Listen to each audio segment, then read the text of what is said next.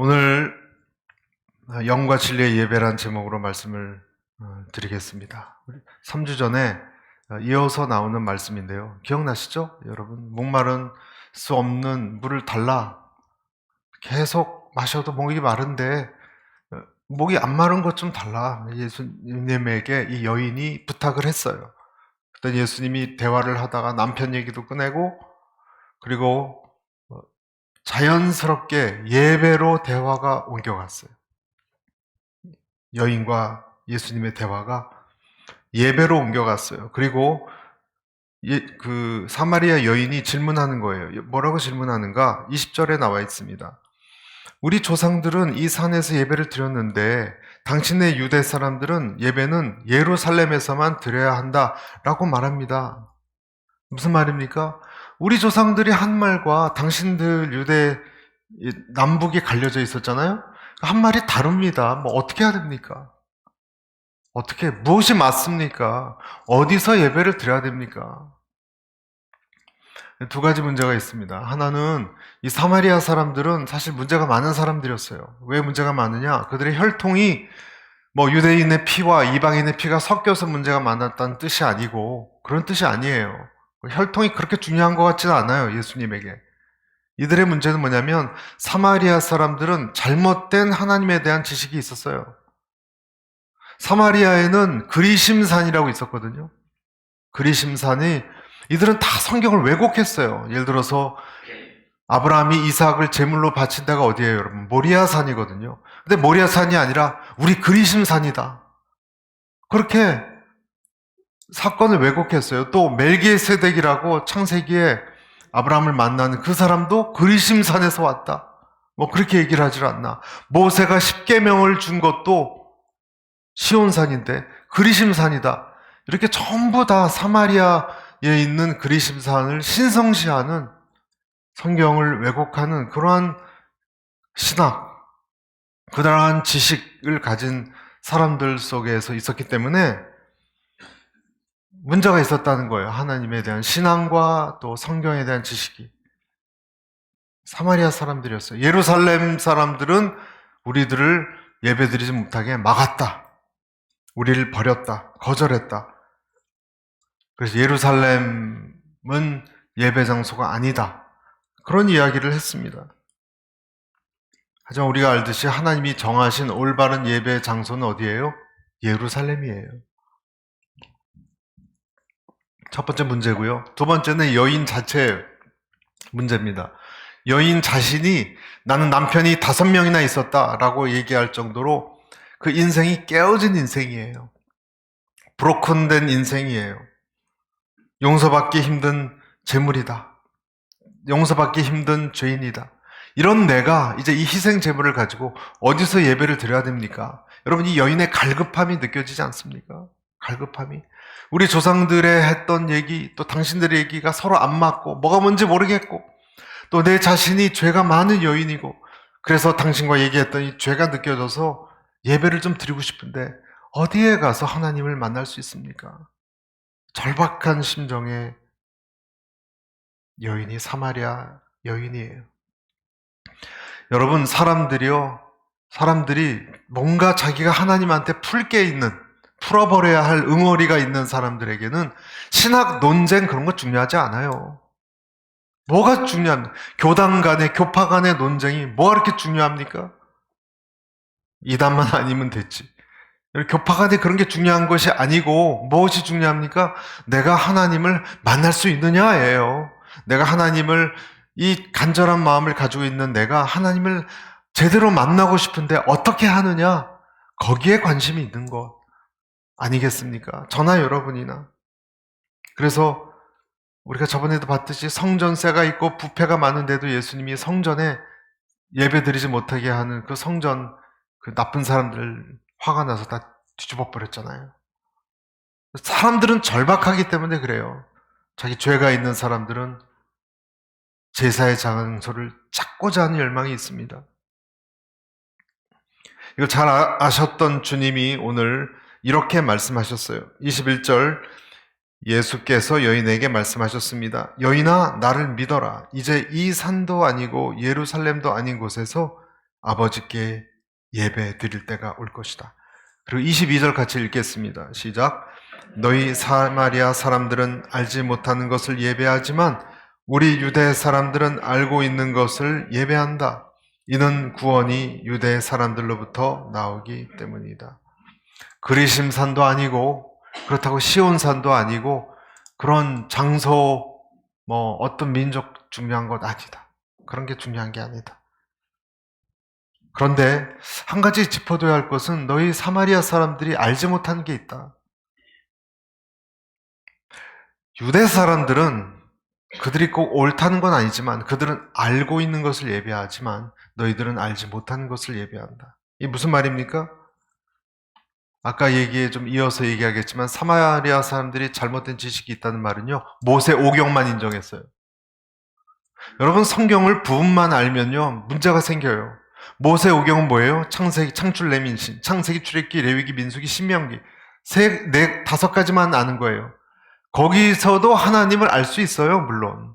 그러나 그 이후에 일어나는 사무엘, 열왕기, 역대기, 잠언, 시편, 또 그 많은 이사야, 예레미야, 에스겔 선지자, 또 작은 선지자들, 그 전체적인 맥락, 그 구약의 흐르는 흐름을 모르면 여러분 그 구약의 흐름이 결국 어디로 가요?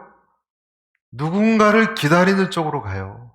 신약에 나타날 어떤 한 분에게 정점이 예수님 한 분에게 결말이 이루어지는데 거기까지 흐름을 못 봐요. 그러니까 하나님에 대한 컨셉은 가질 수 있어요, 그냥.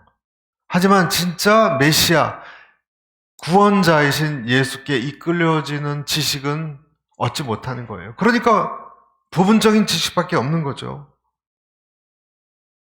그리스도에 대한 소망 당연히 알지 못하죠. 모르는 겁니다. 하나님의 이름은 가졌지만 하나님을 알지 못하는 거예요. 여러분 하나님에 대한 이름을 가졌지만 우리가 하나님에 대해서 왜 공부를 하고 알고자 합니까? 왜 1대1을 하고 큐티를 하고 성격 공부를 합니까? 잘 모르면요. 제대로 된 예배를 드릴 수가 없어요. 잘 모르면 예배를 잘못 드려요. 잘못된 예배는 그것으로 끝나는 것이 아니에요. 잘못된 예배는 내 삶을 풀어낼 수가 없어요. 답답증이 계속 가는 거예요. 여러분 사람들이 왜 이렇게 화가 나 있고 왜 스트레스가 있고 왜 불안합니까? 예배의 장소를 찾지 못하고 진짜 예배를 몰라서 그런 거예요. 잘못된 지식은 잘못된 예배로 가고 잘못된 예배는 그들의 인생에 이 험악한 인생살이의 여러 가지 문제들, 수수께끼들, 고민들 그런 것을 풀어낼 수가 없어요. 여러분 하나님에 대한 지식이 얼마나 중요합니까? 하나님에 대한 지식이 있어야 우리 인생의 결말이 잘 정리가 됩니다. 아멘? 우리 인생의 결말이요 잘 정리가 돼야 돼요. 보니까 삶과 죽음의 차이는 그냥 손끝에 숨을 대고 숨이 안 쉬어지면 끝나는 거예요. 제 아버님은 이번에 돌아가실 때 제 여동생이 그렇게 얘기를 하다가 밤새 이 코로나는 숨을 못 쉬어요. 근데 물을 주면은 기도에 막혀서 사망하니까 물을 안 줘요, 병원에서.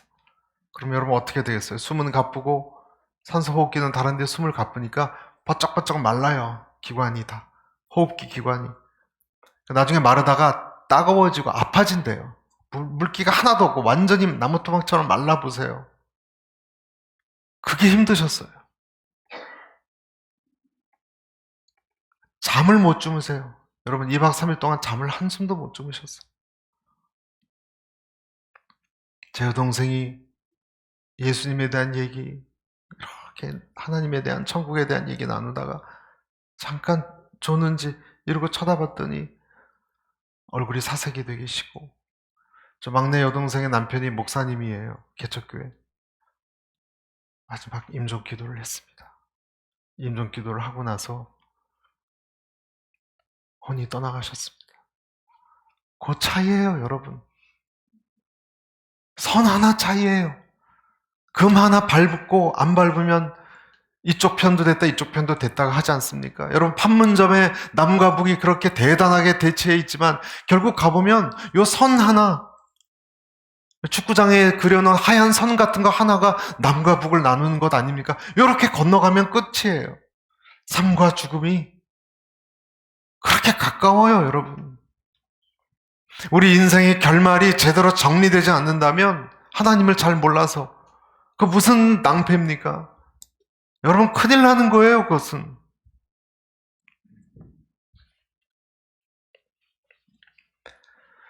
잘못된 하나님에 대한 지식은 내 삶을 잘 정리하지 못하게 할 뿐만 아니라 잘못된 예배를 낳고, 그리고 잘못된 예배는 안식을 얻지 못하게 합니다. 안식을 몰라요. 그러면 분노가 쌓입니다. 내 삶에 신경질이 많고 화가 많고 답답함이 많은 이유는, 쉬지 못한 이유는 무엇일까? 예배를 잘 몰라서 그럴 수 있는 것입니다. 예배가 없다면 방황입니다. 이 여인은 지금까지 상처와 아픔으로 살아왔는데 예배의 처소를 찾지 못해서 방황했지 않습니까? 하지만 여러분, 예배가 있다면요, 초대교회 성도들을 보십시오. 예배가 있다면 그들은 지하 동굴에서, 카타콤무에서 동굴을 파놓고 안락하지도 않은 곳에서 살면서, 햇볕도 없는 곳에서 살면서,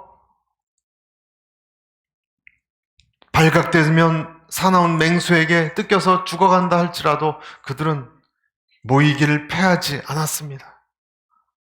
모이기를 패하지 않았고 모이는 곳에 기쁨이 넘쳤습니다. 터키 카타콤에 가본 적이 있는데 그들이 쓴 글을 보면 기쁨이 넘쳐요. 엊그제는 아버지가 잡혀가셨다. 그러나 나는 하나님을 찬양한다. 그런 딸의 기도문이 있어요, 여러분, 그 지하에. 그들은 예배를 알았기 때문에 다 이겨낼 수 있었던 것입니다. 여러분, 인생의 많은 문제들, 여러분, 풀리는 문제들이 더 많습니까? 풀리지 않은 문제들이 더 많습니까? 자식 문제, 자식 농사 잘한 사람들이 몇 명이나 됩니까, 여러분? 내 몸에 건강한 사람 몇 명이나 됩니까? 인간관계가 다 잘 풀립니까, 여러분? 가장 까다로운 게 인간관계 같아요. 너무나 잘 삐져요, 사람들은. 너무나 잘 오해해요. 내가 잘해보려고 인간관계를 회복하려고 해도 이미 오해에서 벗어나지 못하면 안 풀리는 거예요. 가족관계도 그래요. 결혼관계도 그래요. 성공적인 결혼생활을 하는 사람도 있지만 그게 쉬운 일입니까? 직장, 사업 마찬가지입니다. 다 문제투성이고 어려움이 많습니다. 어디서 우리가 안식을 찾아요? 누가 속 시원하게 대답을 해줬으면 좋겠는데 어디서 우리가 속 시원한 대답을, 우리 이 인생의 문제들 속에 누가 얘기를 해줄 수 있습니까? 그래서 우리가 기도의 처소에 나가죠. 그래서 우리는 기도할 수밖에 없는 쪽으로 나갑니다. 그리고 우리는 예배를 찾습니다. 그래서 우리가 예배를 찾는 거예요. 예배는 무엇인가? 감당하기 힘든 현실을 주님에게 올려 드리는 거니까. 감당하기 힘듭니다 하는 이 현실을 주님께 그대로 올려 드리는 거니까. 가장하지 않고 유일하게 꾸미지 않는 것이 개인적인 예배 드릴 때, 기도할 때 아닙니까? 내 있는 그대로, 더러운 그대로, 처참한 그대로 드려지는 것이 예배예요. 예배는 무엇입니까? 근본적으로 내 삶의 정화, purification, 정화예요. 주님 앞에서 죽는 것이고 다시 태어나는 거예요. 여러분, 핸드폰 껐다 키잖아요? 뭐가 엉키면? 기계가 엉키면 다 전원을 껐다 키지 않습니까? 리세트하는 거예요, 예배는. 내 삶을 리세트하는 거예요. 그래서 엉켰던 것들이 다 죽었다가 다시 태어나는 거예요. 이 예배를 알지 못하면 엉킨 게 계속 가서 하나님으로부터 떠납니다. 사울 왕이 그랬습니다. 사울 왕은요, 예배를 많이 드렸던 사람이에요. 얼마나 많이 드렸습니까? 사울 왕이. 자기 손으로 드리려고 그러다가 사무엘에게 혼났잖아요. 근데 드리는 게 문제가 아니라 하나님을 몰랐어요. 진짜 예배를 몰랐어요. 우리는 하나님의 이름을 알고 예배를 드릴 수 있지만 진짜 예배를 모를 수 있다는 것이죠. 많은 성경에 나와 있는, 특히 열왕기서에 나오는 왕들, 제사장들, 백성들은요, 예배를 많이 드렸어요. 그렇지만 참 예배를 몰랐어요. 그래서 막 섞어서 드렸어요. 에스겔이 이런 얘기를 합니다. 에스겔서 우리 같이 볼까요? 그들이 자녀를 죽여 그 우상에게 드린 당일에 내 성소에 들어와서 더럽혔으되 그들이 내 성전 가운데서 그렇게 행하였으되며, 하나님이 말씀하신 거예요. 저희들은 개념이 없다 그러시는 거예요. 개념이 없다. 몰록신을 아침엔 섬기다가 저녁엔 여호와신을 섬기고 왔다 갔다 했다는 거예요. 그게 무슨 예배입니까? 여호와께서는 이런 걸 참지 못하신다고 얘기합니다. 여러분, 하나님은 참지 못하세요. 제일 안 좋은 것은 그래서 인본주의적인 신앙이죠. 인본주의적인 예배. 예수님은 구원이 유대인에게서 나온다는 것도 분명히 말씀하셨어요. 이게 무슨 말인가요, 여러분? 구원이 아까 우리가 읽었죠? 유대인에게서부터 너희는 알지 못한 걸 예배드리고 우리는 아는 것을 예배드리고. 왜냐하면 구원이 어디서 나온다고요? 유대인에게서. 유대인들이 여러분 특별히 무슨 출중한 민족이라서 이런 얘기를 하는 걸까요? 전혀 아니에요, 여러분.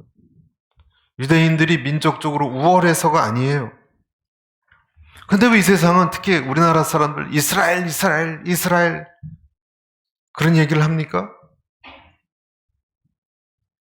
유대인들은요, 온 세상 민족들에게 하나님이 어떤 분인지를 보여주는 샘플이에요. 그 역할을 하는 거예요. 그래서 초대 교부 중에 아다나시우스라는 유명한 교부가 있어요. 아다나시우스. 그 사람이 뭐라 그랬냐면, 이스라엘은 모든 나라와 민족들에게 하나님에 대한 지식을 알려주고 가르치는 학교 자체다 그랬어요. 유대인이 학교 자체다. 학교에서 수업할 때 아이를 앞으로 불러내서 이건 이렇게 하는 거야. 뭐 그렇게 보이지 않습니까? 데몬스트레이션 하잖아요. 그게 유대인이라는 거예요. 하나님이 우리들을 어떻게 역사하는지를 보여주는 하나의 샘플로 그냥 앞에 있는 애 불러내서 이렇게 보여주는 거예요. 목적은 이 학생들이에요. 이 앞에 나온 학생이 아니고 그 유대인이라는 거예요. 이그샘플로. 그래서 구원이 유대인에게서 나온다는 거예요. 결국 예수님이 그 자녀로 나온다는 것을 뜻해요. 그리고 23절, 24절 오늘의 제일 중요한 결론이죠. 같이 한번 두 구절 읽겠습니다. 시작. 이제 참되게 예배하는 사람들이 영과 진리로 아버지께 예배드릴 때가 오는데 지금이 바로 그때다. 아버지께서는 이렇게 예배드리는 사람들을 찾고 계신다. 4절. 하나님은 영이시니 하나님께 예배드리는 사람은 영과 진리로 예배드려야 한다. 두 가지 말씀하셨습니다. 여러분, 이것이 진짜 예배입니다. 그렇다면 진짜 예배는 뭔가? 여인에게 예수님이 말씀하시고 우리에게도 말씀하시는 거예요. 두 가지다. 하나는 뭐예요? 영으로 드린 예배다. 두 번째는 뭐예요? 진리로 드린 예배다. 영으로 드린 예배는 무슨 뜻인가? 영과 진리의 예배. 엔 푸뉴마티 카이 알레테이아. 이렇게 그 헬라어 말이 그대로 영어로 in spirit, in truth 이렇게 돼요. 그럼 그게 무슨 말인가? 영은요, 성령님에 대한 거예요. 홀리 스피릿에 대한 거예요. 성령님에 대한 거예요. 그리고 진리는 뭔가요? 예수님에 대한 거예요. 이 두 가지가 빠지면요, 예배 아니에요. 이 두 가지가 빠지면 예배 아니에요. 기독교 예배 아니에요. 이방신 예배예요. 이것은 어떤 태도보다도 예배의 본질에 대한 거예요. 영의 예배는 무엇인가? 성령 안에서 예배드린다는 것은 무엇인가? 사실 이것을 파악하기는 쉽지 않아요. 예수님이 한 번도 어떤 모델을 보여주지 않았어요. 그렇지만 그렇지만 오늘 중요한 힌트를 주십니다. 예수님께서. 앞부분에 24절 이렇게 돼 있죠? 하나님은 영이신. 이 말은 뭡니까? 너희가 영과 진리로. 내가 영이니까 너는 영과 진리로 예배드려라. 여러분 이게 무슨 말입니까? 하나님은 육체가 아니다라는 거예요. 인생이 아니다라는 거예요. 우리가 육체적인 것, 내 본성적인 것을 쫓는 예배는 아니다라는 거예요. 그래서 여러분 재미있는 예배, 엔터테인먼트가 있는 예배는 사람을 기쁘게 할 수 있는 예배가 될지언정 하나님을 기쁘게 하는 예배는 아니에요. 불신자를 위해서, 하나님을 안 믿는 사람을 위해서 좀 앞에서 프로그램도 하고 오늘 교회 같은 경우는 새신자 예배, 그런 것은 특별한 케이스지만 본래 예배는요, 영으로 드리는, 성령이 임한 사람들이 드리는 예배예요. 포커스가 불신자가 아니에요. 포커스가 뭐예요? 성령이 있는 사람들이 드리는 예배예요. 어떻게 하면 사람들을 기쁘게 할까 예배가 아니고 하나님을 기쁘게 할까는 성령이 임한 사람들에게서만 나오는 것입니다. 철저하게. 여러분 다시 한번 말씀드립니다. 철저하게 예배는요, 성령이 그 속에 있는 사람에게만 가능합니다. 그래서 성령이 없는 사람은요, 예배를 이해하지 못합니다. 이해하지 못합니다.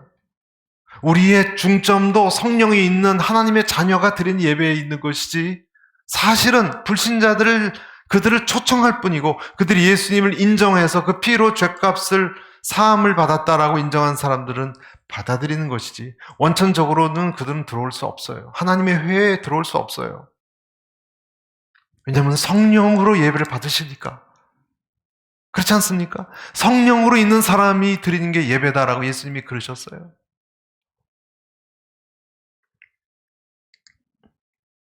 우리에게 필요한 것이에요.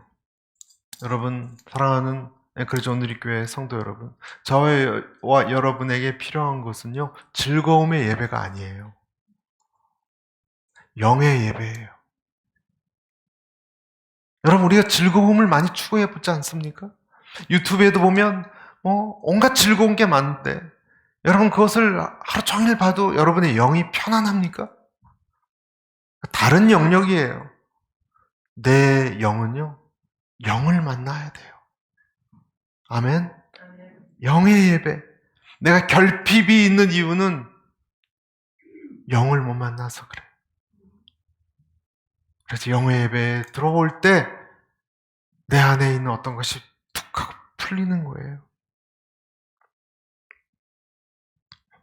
우리 교회, 우리 예배가 하나님의 영으로 충만하기를 축복합니다. 두 번째, 진리의 예배는 뭔가? 알리데이아라는 이 표현, 예수님 자신이 진리고요, 예수님의 십자가가 진리예요. 십자가에 못 박힌 예수, 그것이 진리예요.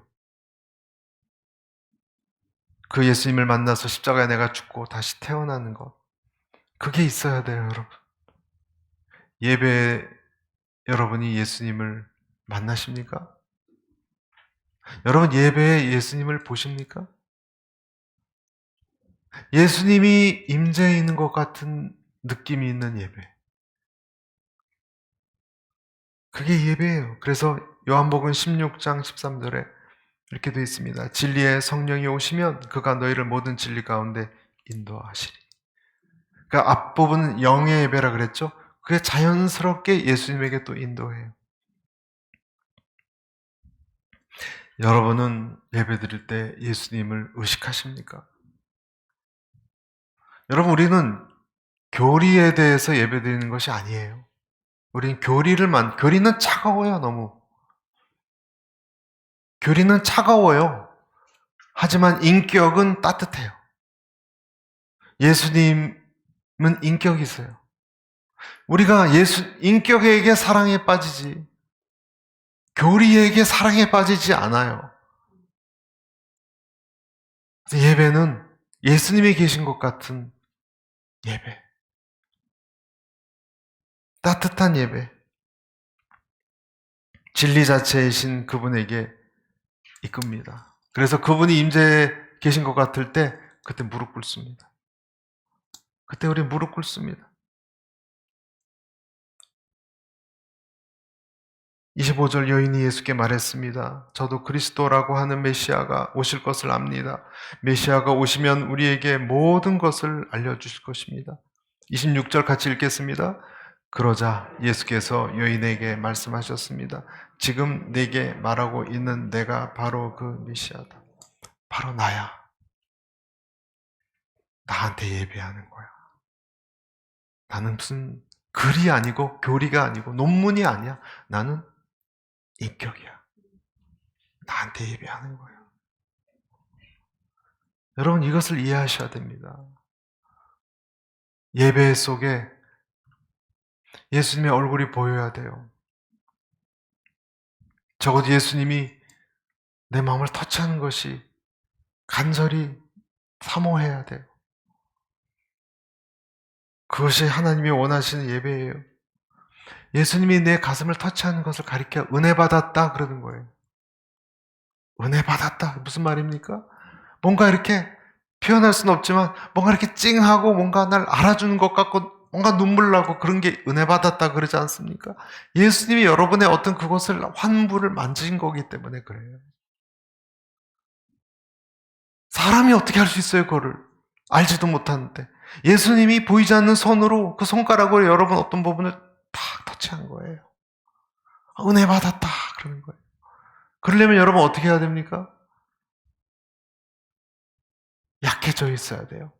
그냥 외투를 꽉 껴입고 못 들어오십니다 하는 것이 아니라 문 밖에 서서 두드린다 그랬잖아요.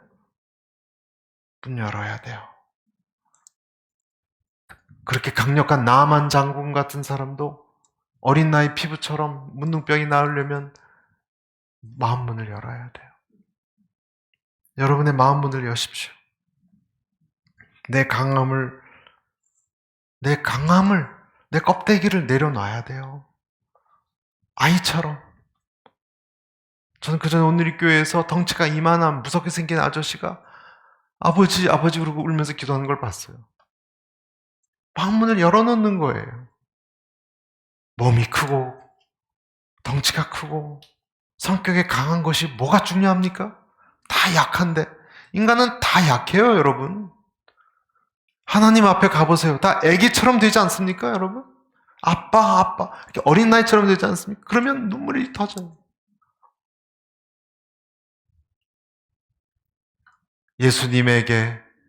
예수님을 만나는 예배는 약해지는 예배예요. 주님이여 이 손을 꼭 잡고 가소서. 노래도 있잖아요. 약하고 피곤한 이 손을 폭풍우 흑암소 빛으로 비추사 주님이여 꼭 잡고 가소서. 약합니다. 이 손을 꼭 잡고 가십시오. 그런 예배예요. 약함을 드러내시기를 축복합니다. 그때 예수님이 여러분을 터치하세요. 또 한 가지가 있는데요. 내 것을 포기해야 돼요. 예수님을 사랑하는 사람은 내가 사랑했던 것을 내려놔요. 이 세상 사랑도 그렇지 않습니까? 내가 사랑한 사람과 결혼하려면 옛날 애인을 끊어야 되잖아요. 내가 소중하게 여겼던 것들을 내려놔야 돼요. 이것을 자기 부인이라 그래요. 내 성격, 내 자존심 다 내려놔. 그래야 예수님이 들어올 수 있어요. 그래야 성령님도 들어올 수 있어요. 여러분 영과 진리의 예배는요. 마치 비를 기다리는 마른 땅과 같아요. 성령님이 누구에게 임하십니까? 교만한 사람에게? 더러운 사람에게? 아니요, 임하지 않아요. 부르짖어 보세요, 임하시나. 못 임하세요. 못 임해요. 성령님이, 그 담비 같은 성령님이 누구에게 임합니까? 마음이, 심령이 가난해진 사람이에요. 비워진 사람이에요. 그러면 비가 와요. 성령의 비가. 자기를 부인한 사람. 죽고 다시 태어나는 예배. 어느 선교사 아내가 우울증에 걸렸습니다. 선교지에서. 여러분 이상하죠? 선교사들도 우울증 걸려요. 선교사 부인이 걸렸어요.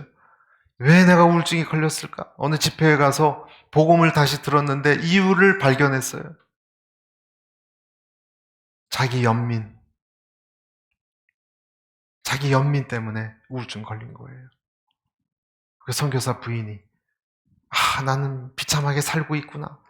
난 불쌍하다. 이 자기를 사랑하고 자기에게 도취된 이 마음이 버려지지 않으니까 우울증이 온 거예요. 그걸 회개했대요. 아직도 나는 자기를 불쌍히 보는 셀프 피티, 자기 연민에서 못 벗어났구나. 여러분 그 선교사 아무리 선교사 부인이라 하더라도 자기 연민을 버리지 못하면 참된 예배를 드릴 수 없습니다. 예수님을 맞이할 수가 없어요. 내 기준이 살아있다면, 내 죄와 함께 자아가 밀착되어 있다면, 나를 씻어내고 새롭게 하기 위하여 내 자아가 죽지 않는다면 우리는 진리의 예배, 예수님이 내게 임한 예배를, 참된 예배를 드릴 수 없습니다. 1절에도 말씀드렸다시피 제사는요, 제물이 태워져야 돼요. 할렐루야. 내 것이 태워지는 흠양하는 제사가 될 수 있기를 축복합니다. 십자가에 내가 포기되고 태워지는 예배가 아니라면 예배가 아니에요. 겉절이에요. 그냥 겉절이. 20년 동안 미국 빈야드 교단에서 제일 큰 교회를 담임했던 유명한 스티브 쇼그린 목사님이라고 계세요. 그분이 책을 한 권 썼는데 거기 보면 이렇게 나와 있습니다. 이분이 어느 날 담낭인가요? 골블래더. 그것을 간단한 항상 있는 작은 수술을 하기 위해서 이 병원에 갔다가 쇼크로 의료 사고를 당했습니다. 그가 쓴 글에 이렇게 나와 있습니다. 혈압은 계속 떨어졌다. 심장 박동은 거의 멈춘 상태였다. 몇 분 후에 혈압은 더 낮아졌다. 마침내 내 심장은 멈췄다. 심장 모니터 스크린의 그래프가 평평한 직선이 되었다. 삐하고 경고음이 울렸다. 내 심장은 7분 동안 멈췄다. 그렇지만 마치 몇 시간은 된 것 같았다. 성경은 하나님께서 시간을 다스리시며 시간을 고무줄처럼 늘렸다 줄였다 하실 수 있다고 말씀하신다. 하루가 1000년 같고 1000년이 하루 같다. 시계가 똑딱거렸을 때 나는 하나님의 음성을 들었다. 하나님은 내 삶을 변화시키기 원하신다고 말씀하셨다. 이 사람이 이 임사 체험 상태에서 들었던 하나님의 음성이에요. 중략. 하나님의 음성은 큰 소리로 들렸으며 매우 분명했다. 하나님은 내가 속도를 늦추고 좀 더 균형 잡힌 삶을 살기를 원하셨다. 여러분, 이 사람은 균형 있는 삶을 그렇게 수십 차례 강사했던 명강사였습니다. 본인이. 하나님의 말씀은 강렬했다. 하나님은 내 삶은 거짓이었다고 말씀하셨다. 하나님은 내게 두려워하지 말라고 말씀하셨다. 하나님은 사랑이셨다. 그리고 기적적으로 깨어났습니다. 원래 심장이 7분 동안 멈추면 사망으로 가는데 어떻게 깨어났어요. 그래서 책을 쓴 거예요, 이분이. 그래서 책 이름이 The Day I Died예요. The Day I Died. 이때부터 이 목사님은 거짓된 예배자가 아니라 참된 예배자로 살기 시작했다고 고백합니다. 룻기에 나오면 여러분 나오미라는 여인도 마찬가지예요. 하나님을 떠나고, 원래 그 당시 하나님을 떠나면 안 되었는데 떠나고 다 잃었죠. 남편 잃고 자식 잃고. 근데 자부 중에 한 사람, 룻이라는 사람이 어머니의 하나님은 내 하나님이 될 테요. 그리고 끝까지 쫓아온대요. 여기서 신기한 것은 여러분 뭐라고 생각하세요? 이 룻이란 여인은 왜 어머니를 제가 하면 됐는데 모압 땅에서 그냥 왜 굳이 따라가려고 했을까? 진리의 영이 룻을 인도한 거예요, 여러분. 진리의 영이 하나님의 예배로 인도한 거예요. 하나님의 사람들이 있는 곳으로. 말씀을 정리합니다. 여러분, 우리는 하나님께서 사마리아 여인처럼 어떤 보이지 않는 영으로 인도함을 받습니다.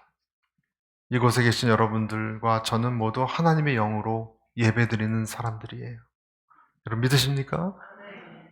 우리는 어쩌면 이 스티브 쇼그린 목사님이나 사마리아 여인이나 또는 뭐 룻기에 나오는 나오미처럼 한때 그냥 내 중심적인 예배, 내 걸 뭘 달라고 했던 예배를 드렸던 사람일 수도 있어요.